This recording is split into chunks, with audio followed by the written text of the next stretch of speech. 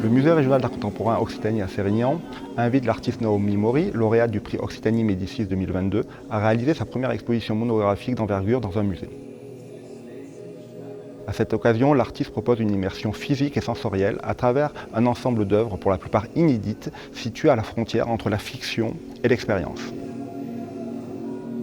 L'artiste propose une ambitieuse mise en scène de ses sculptures en tubes de métal, mais également tout autre chose. Des halos lumineux, du dessin, un film et la présence du son dans son exposition qui est une donnée très importante pour l'artiste.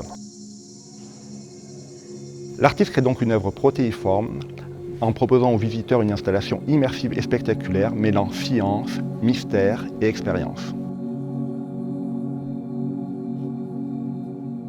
Alors Naomi, pourquoi déjà ce titre de l'exposition Exosquelette Light?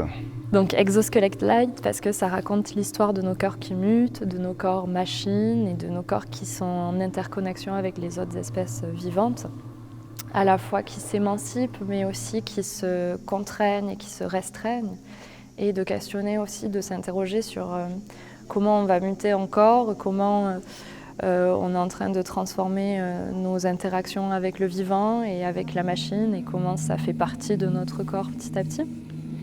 D'ailleurs, au centre de l'exposition, il y a ton nouveau film, The Meaning of Light, qui témoigne de cette évolution. Et j'analyse un peu ton film comme une sorte d'odyssée. Oui, c'est une sorte de quête aussi où voilà, c'est des personnages, une communauté qui ont décidé de vivre ensemble et de s'adapter à leur environnement. Et c'est une histoire dans un futur plus ou moins proche où comment ils vont prendre soin de ce qui les entoure.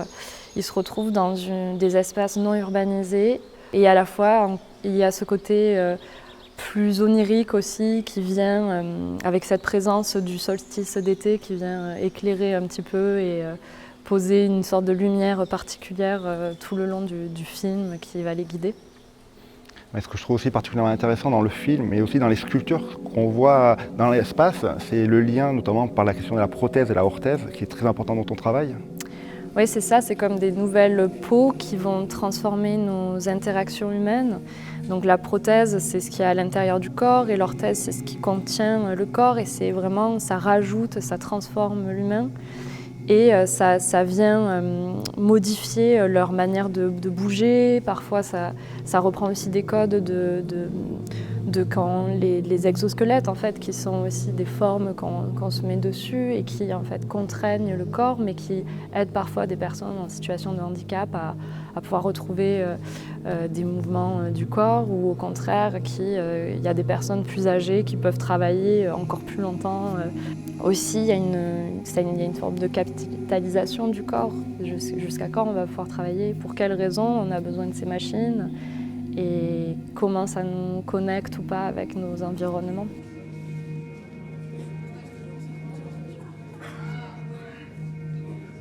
Je vais retirer un petit peu les personnages qui sont dans le film, ils vont arriver ici.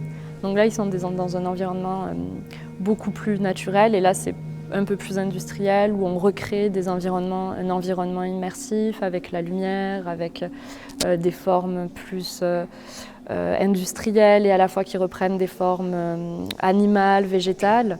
Et ils vont venir porter sur eux des prothèses qui sont à la fois dans le champ du corps médical, où je retisse à la main avec du fil de fer des formes que je vois, qui m'intéressent et qui racontent en fait aussi des histoires d'espèces qui ont disparu ou qui vont disparaître ou de machines plus cyborg ou voilà.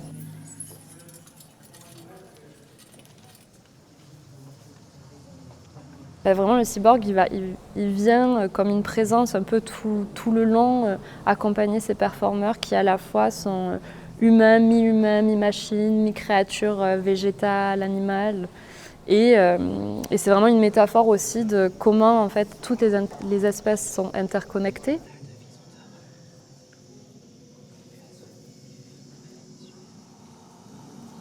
Cette présence lumineuse, ce sont vraiment les cellules qui rappellent la sous-optimalité et la mutation de nos corps humains et non humains.